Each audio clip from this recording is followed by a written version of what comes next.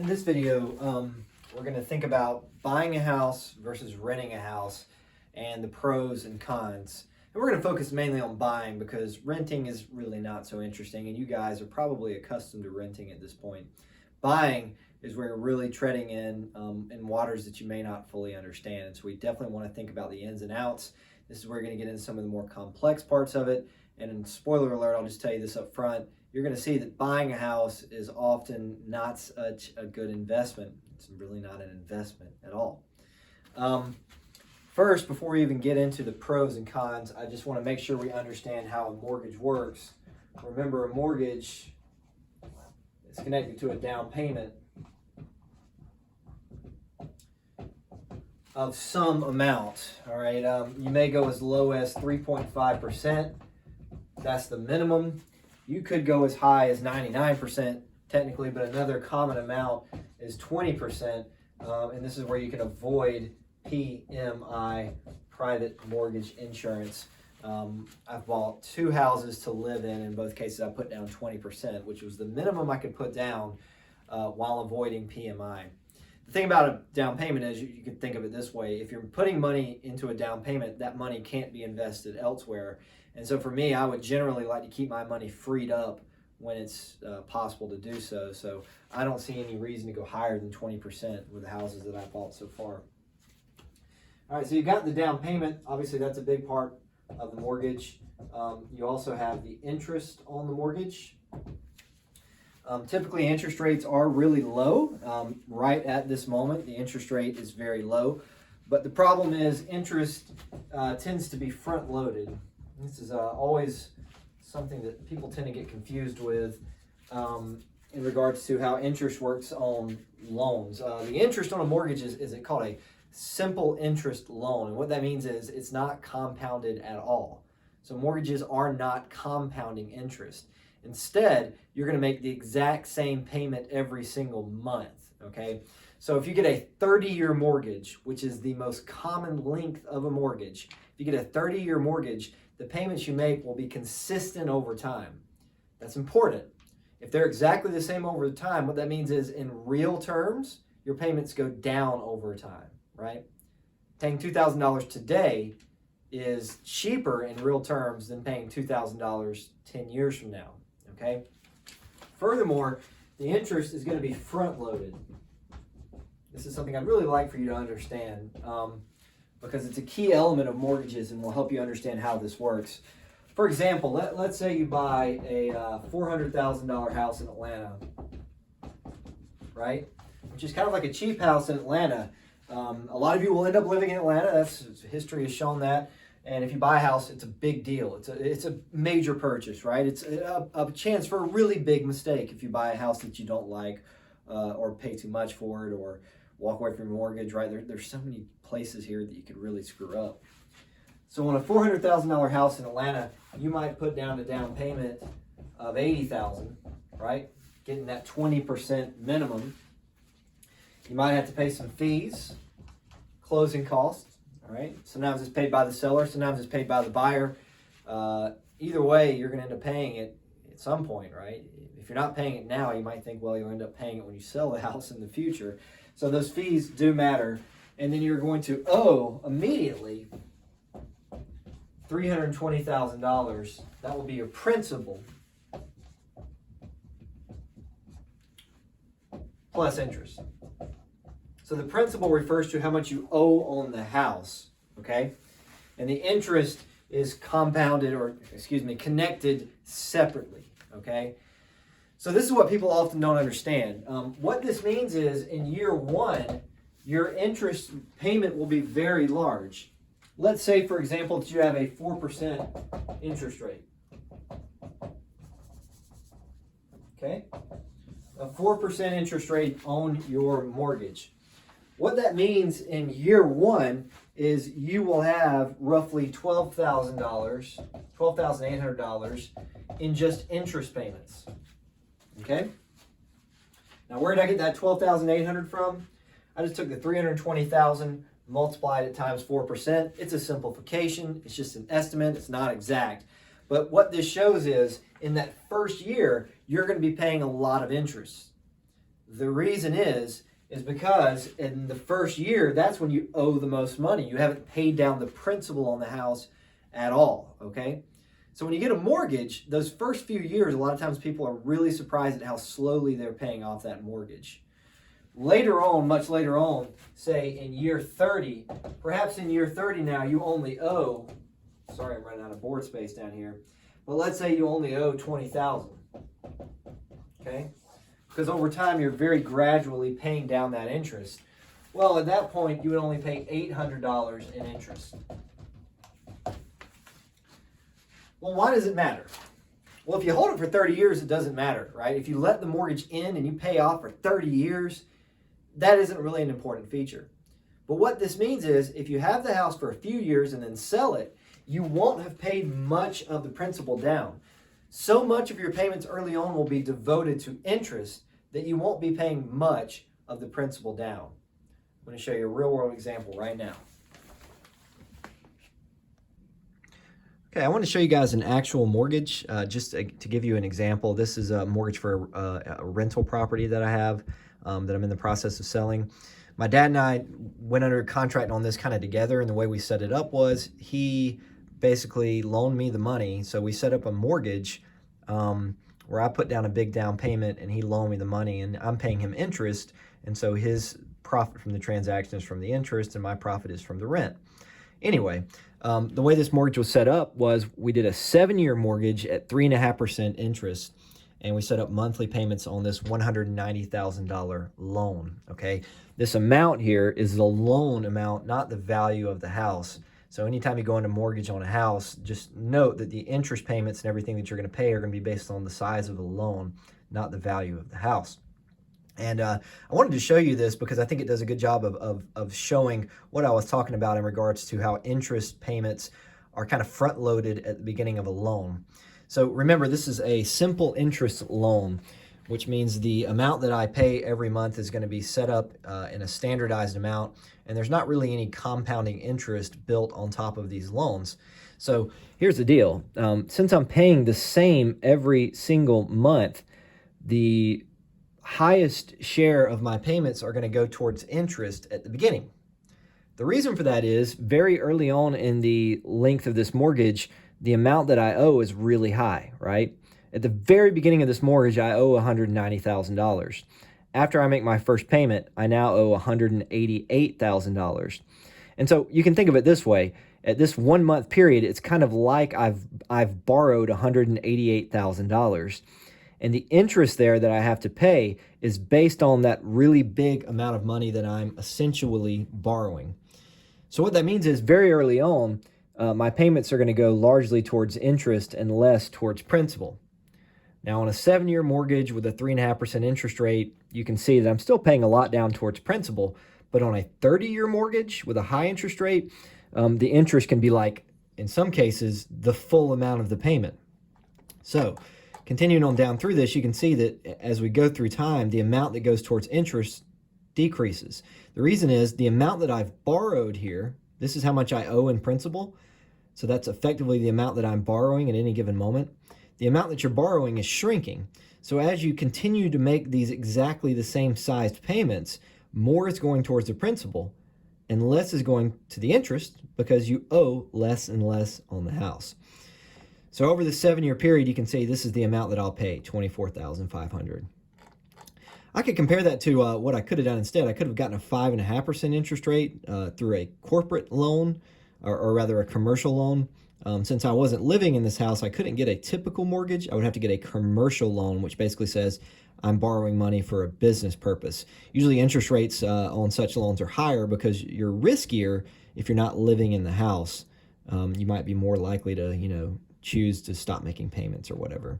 So you can see if I'd done this instead, my payments would have to be higher. Even though I'm borrowing the same amount of money here, my payments would be higher because of the interest rate.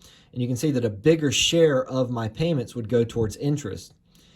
Comparing these two loans directly, you can see with the 3.5% loan, I'm actually paying down more on the principal, even though my payments are lower with this left-hand side loan, okay? On this right-hand side, even though I'm paying more, less is going to the principal early on because my interest rate is so much higher. So since I'm borrowing here at a higher rate, I have to pay more in interest. And you can see over the life of the loan here, they end up being about a $15,000 difference in terms of how much you pay.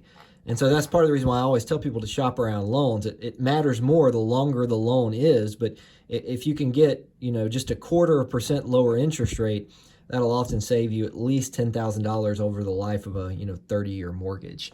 This kind of stuff you don't so much need to know for the exam or the quiz in terms of these specifics. I'm not going to ask you to solve for this stuff.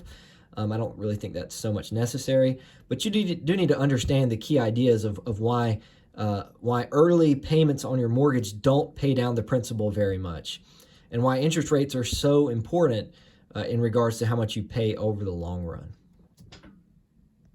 Okay, so continuing on now, I want to think about some of the negatives of home ownership, all right?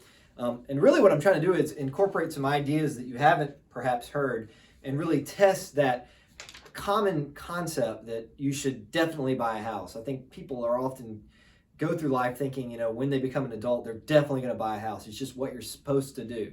You don't have to, okay? We're going to see some of the negatives here. Housing values grow slowly over time.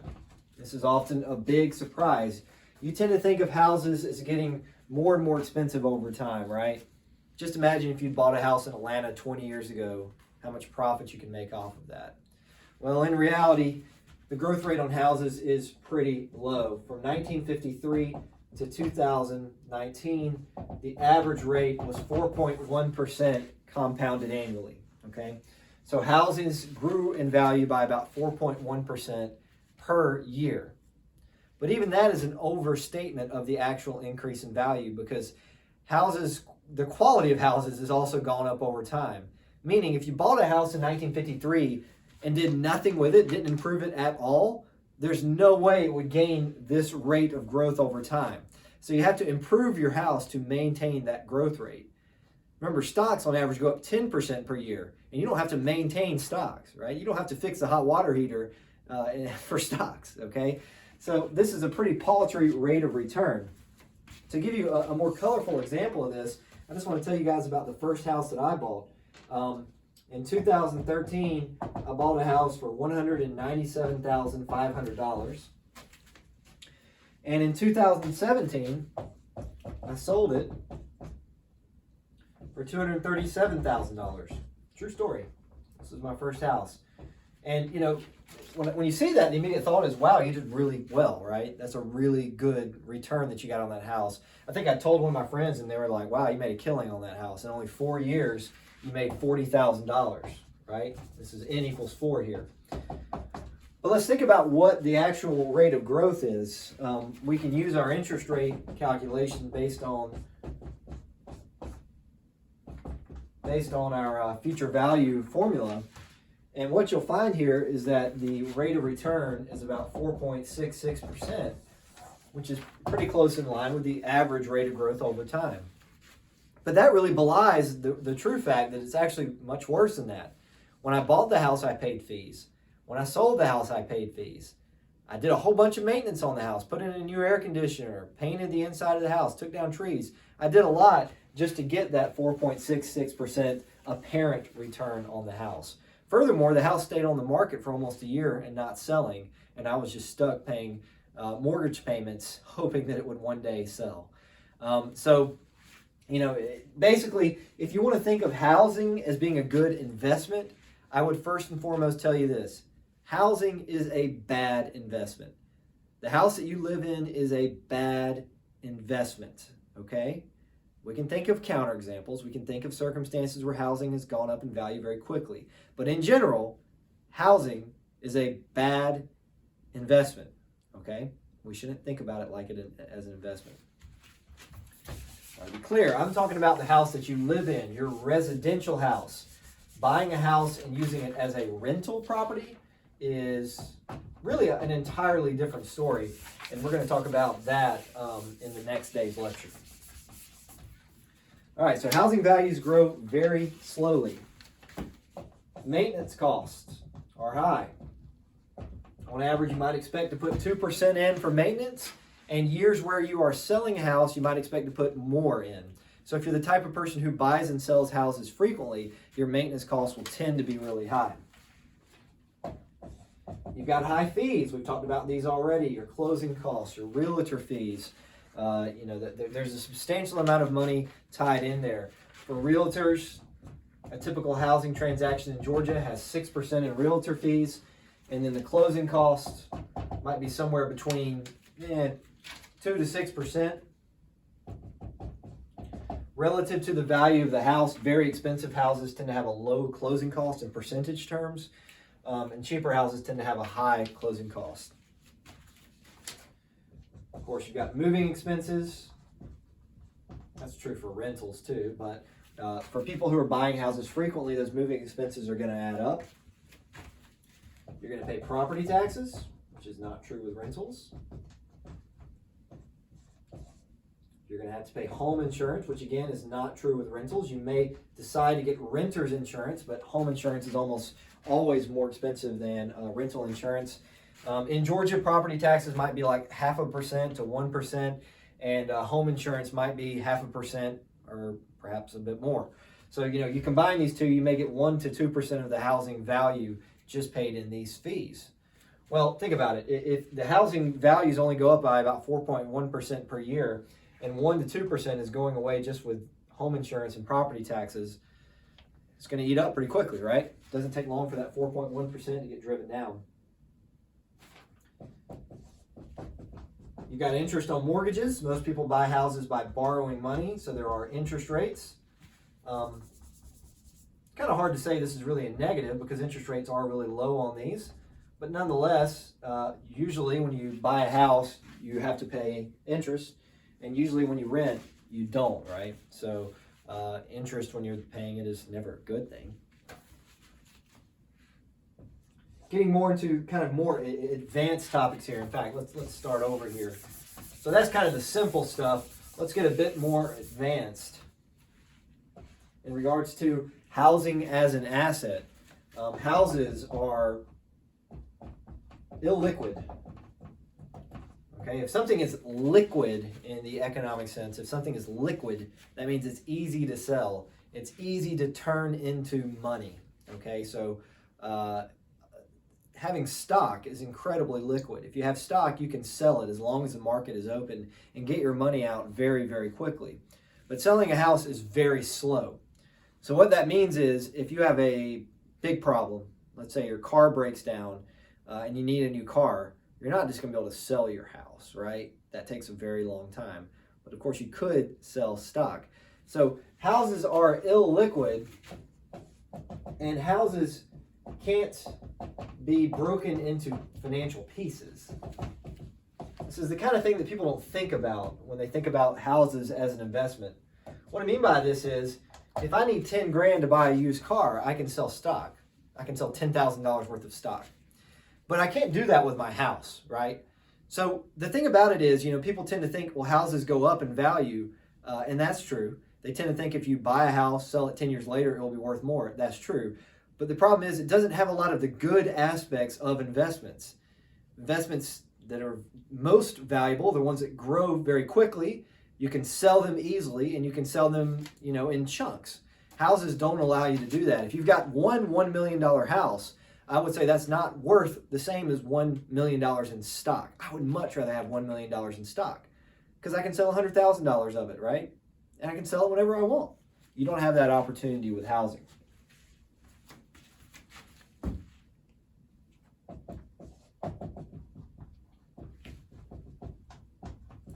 Houses often represent a large share of an individual's wealth.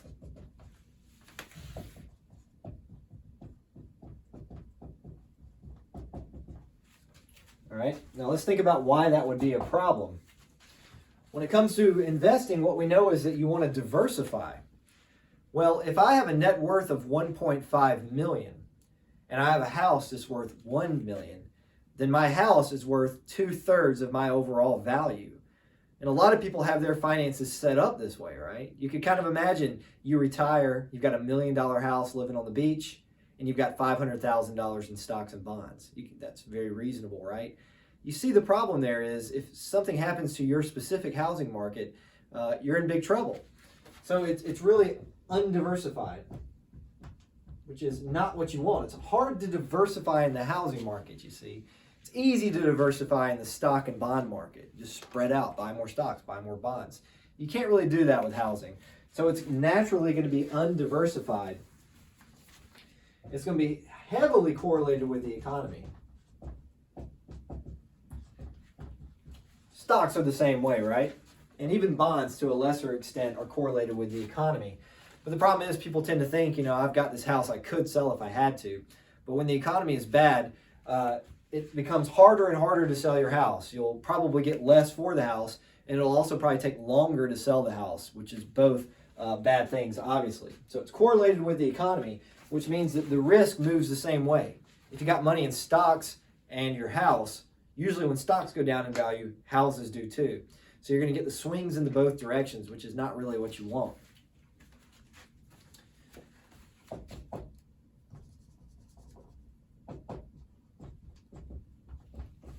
The value of your house is often tied to your own job prospects.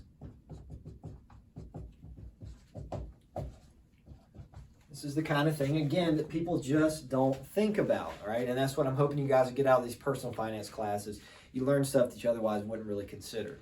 So think about me, for example. I'm a very extreme example of this being true, okay? I'm at Georgia College. I'm a professor here at Georgia College. I have a rental house at Georgia College that I'm right now trying to sell. And I have my own property, okay? Think about if Georgia College closed down. I would lose my job, and my houses would greatly decline in value. So this is what I mean. The value of your house is often tied to your job. If you work for Coca-Cola in Atlanta and Coca-Cola goes belly up, that will hurt you because you lose your job. But also think about it. If Coca-Cola is going under, it's probably because Atlanta is struggling or the economy is struggling or something. So the times when they're bad tend to be extra bad for the person who owns a house. Now thinking about my example, if Georgia College were to shut down, I'm super screwed, right? I lose my job, my housing values go down at the same time. But that doesn't necessarily mean the economy would be bad, okay? So I would rather have my money in stocks and bonds where I'm basically investing in the entire earth, right? Buying international stocks and U.S. stocks, buying all over the world, than having so much of my wealth tied into Milledgeville. And unfortunately, when you own a house, usually that means you're tying up a significant amount of your net worth to just one community, for me, Milledgeville.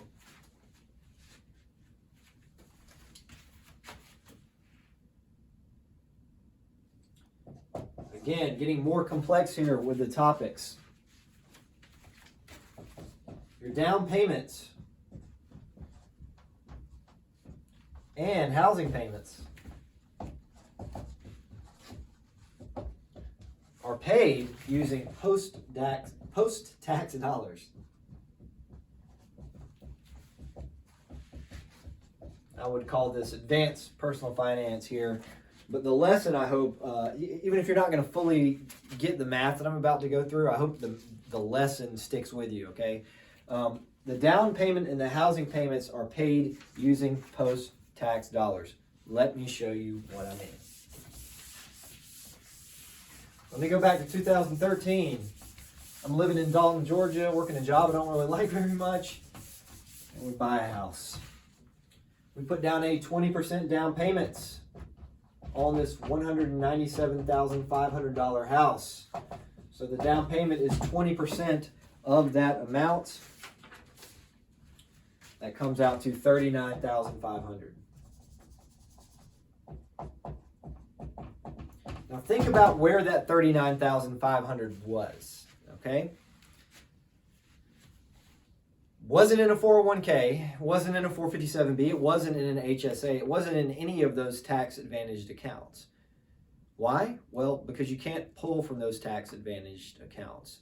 So whatever money I use to pay for this down payment is money that has already been taxed. The only financial instrument you can pull from is your Roth IRA. But even then, if you're taking money out of a Roth IRA, it's Roth, which means you already paid taxes on it, okay? as I was saving this money through time, think about the tax rate that I was paying. In the U.S., I was paying 22% at the margins. That's my marginal tax rate, okay? All right, as you go through those tax systems, you know, a lot of people pay at the 22% rate.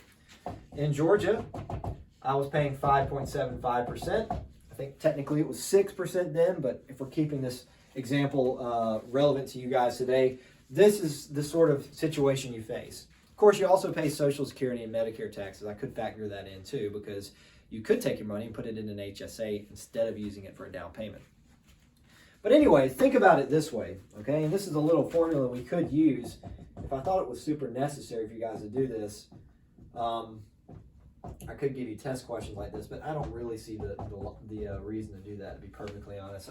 You know, this lesson is really important, I think, but being able to solve for it, I don't think is really all that important to you. So here's the deal. This formula right here can be used to figure out how much money it took in total income to save $39,500.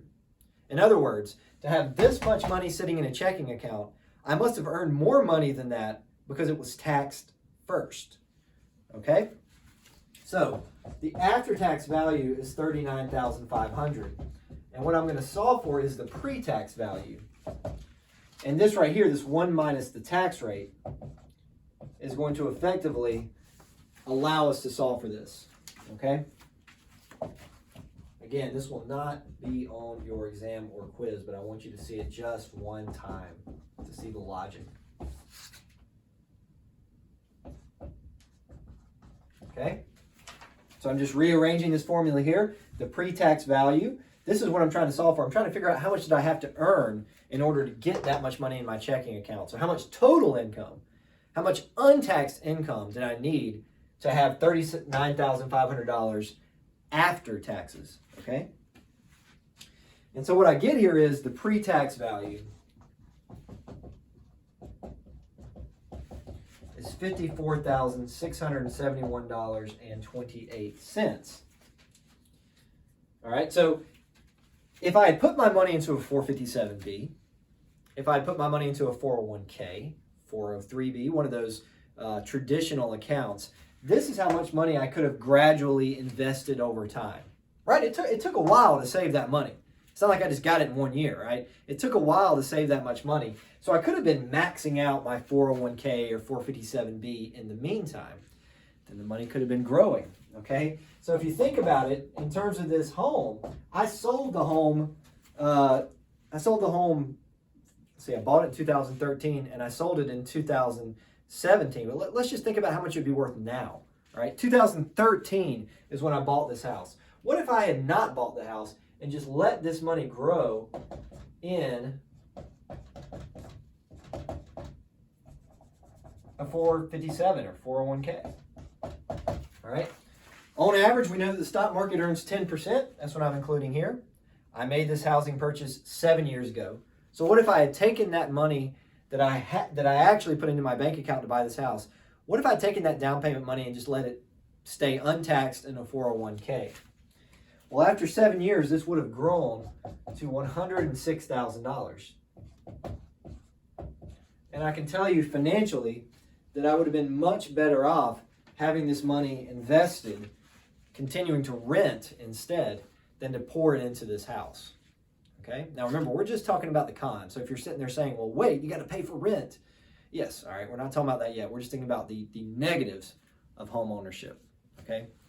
So to boil all this down, and this is one big idea for this class that I hope you guys take away from it.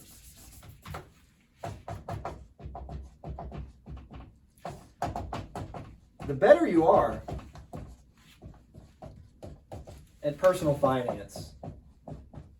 What I mean by that is, if I were to give you $1 of income, you can do more with that than an average person can.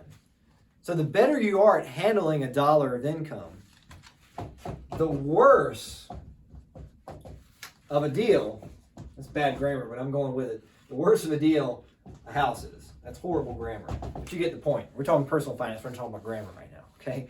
So the thing is, if you think about some person who's really bad at personal finance, getting a 4.1% return in the housing market, maybe not so bad, right? But for somebody who's really good at personal finance, you understand the tax system really well. You understand how to invest, how to diversify. Well, you have the ability to do a lot with $1. And so using those dollars to buy a house is not so good when you are very good at figuring out ways to invest your money, okay? And you can substitute house out with anything here, all right? The worst of a deal a sandwich is, right? You know, buying a $10 sandwich is more costly to somebody who's good at personal finance because they could have done more with that $10 than an average person could, okay?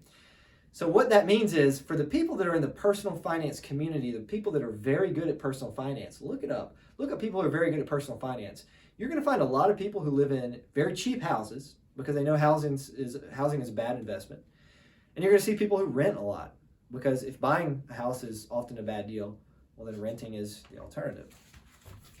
All right? I'm not telling you not to buy a house. I'm just saying don't think of it as an investment. You see what I'm saying? Don't think of it as an investment because it's not. It's a bad investment. If you want to invest your money, diversify, buy stocks and index funds with low expense ratios. If you want to have a great place to live, by all means, buy a house. But understand if you're buying a house, you're not investing. You're purchasing. You're consuming. So, you know, all those negatives, which I'm really, if anything, I'm overestimating or over exaggerating here because, you know, you guys all are probably going to buy houses. I really want you to think carefully about that decision. That all being said, there are positives.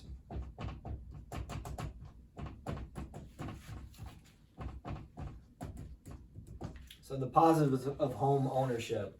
I would think that the most important one is you like owning a home. If you don't like owning a home, well then I think it's perfectly justifiable to never buy a house. You do not have to buy a house. All right, paying rent is often a good deal when you really think about it. It's low risk. You don't have this costly asset. You avoid fees. You avoid interest. There's all kind of benefits of paying rent. So you buy it because you like owning a house, right? So if you're asking me, why am I telling you not to buy a house if I've bought 3 houses? Well, one wasn't a rental investment, so I would categorize that differently. The other 2 were, we just couldn't find a good rental place, right? It's hard to find a good place to rent in Milledgeville when you're a family with 2 kids. So it was really just about us fitting our preferences. And if you buy a house because you just really like it, I totally get that. Other positives, mortgage rates are low and could be tax deductible. Do you guys remember when? When it would be tax deductible? Well, it's tax deductible if you itemize, okay? If you're going to take the standard deduction even with the mortgage, then you're not actually writing off that mortgage rent or the mortgage interest. So it could be tax deductible, which is a positive thing. I give this advice pretty often. Buying a house can be an example of forced savings. For people who are very good at personal finance, you know, I would not encourage them necessarily to buy a house. But think about somebody who's really bad at saving money. You know, that person who's really bad at saving money, we talked about why they might want whole life insurance, right? They might want whole life insurance because whole life insurance forces them to save money or they lose their plan. So it will really make you stick to that payment plan. The same deal with a mortgage. If you have a 30-year mortgage and you go all 30 years, you will then own the house. And houses are worth a lot of money, right? So for people who are bad at saving money, who tend to impulsively spend, I generally think those people are often good to get a mortgage because it will force them to save money. It will force them to pay down the principal of that house, okay? So that could be a benefit because it puts a stranglehold on their ability to spend their money on, you know, going out partying and stuff, right? A fourth one here is houses could represent potential diversification. I just told you that houses are bad in terms of diversification, but they don't have to be. You know, if you have $1.5 million in net worth and you have $1 million house, well, then the house is hurting your diversification. But what if you have $3 million in net worth and you own a $200,000 house? Well, in that case, maybe it's helping your diversification, right? You've already got potentially a lot of money in stocks and bonds. Maybe having some real estate is allowing you to diversify more. So it could be a positive. Here's probably the biggest one, and the one I definitely want to make sure that we talk about. We don't get to say this very often, but gains aren't taxed at all on the house that you buy if you sell it, okay? There are some specifications for this to be true. You have to be there at least 2 years. You have to live in the house at least 2 years. I think you have to live in it. I know you have to own it, but I think you have to live in it at least 2 years. And you have to live in it for at least 2 of the last 5 years. All right. If you buy a house for $150 and then you sell it for $500,000, well, there's $350,000 in potential gains. If you're not able to take advantage of this, you will pay capital gains taxes on the gains of the house. All right, which for most people will be the 15% rate. Right. But if you live in the house at least 2 of the last 5 years, well, then the gains aren't taxed at all. That's a huge positive, isn't it? Because we know that, a lot of other things are taxed heavily. If you just buy and sell stock, you're going to usually pay capital gains on it. Dividends are taxed. Even money in a 401k, if it's traditional, will eventually be taxed. So what this is showing you is this is giving you a chance for some tax-free gains. And then I guess I would say in regards to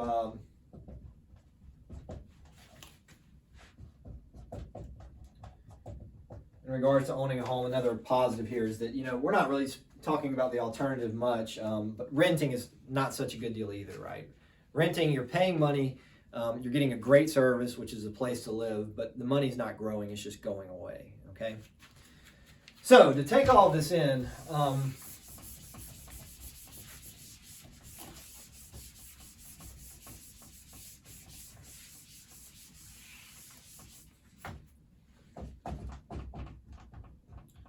takeaways I would like for you to take away from this lesson today. One is that there's lots of negatives, and you should be able to think about those negatives and why they matter. Okay, if you buy a house, you're going to pay a lot more than just the purchase price when you consider everything that you have to pay, and the rate of growth for housing is pretty slow. The fact that it only grows at 4.1% per year on average tells you 2 things. One, that buying and holding a house is not very profitable. And 2, waiting to buy a house is not so costly because they're not getting that much more expensive over time, okay? So there's lots of negatives, and you don't have to buy. Drop that mindset that buying a house is something you're supposed to do. You don't have to buy a house. If you want to not buy a house and, invest more in the stock market, well, I think that's not only a defensible thing to do, it's probably going to make you wealthier in the long run, okay? Of course, if you do want to buy, that's fine. Just understand you're not investing when you buy a house. You're buying. You're consuming something.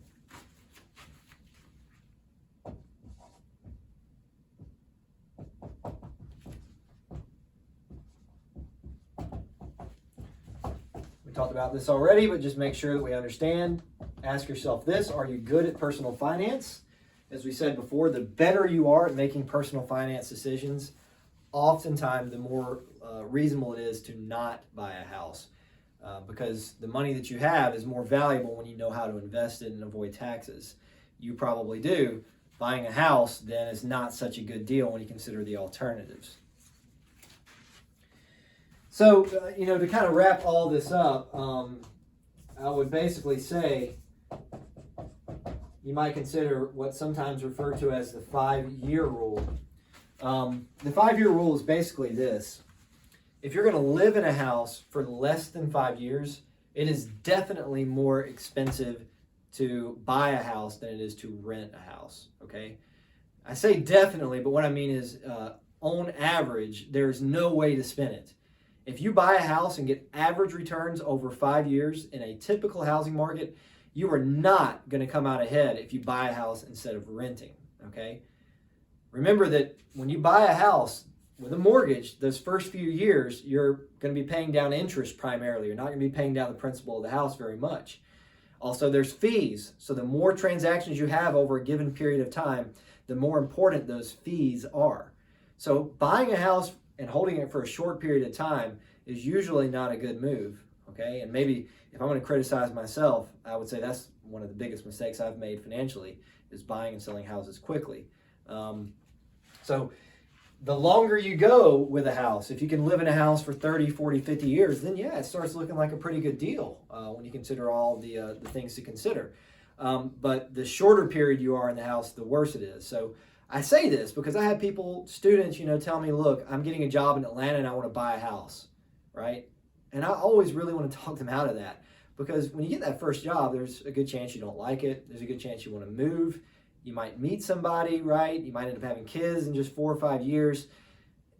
There's many reasons why you might not want to live in that house in 5 years.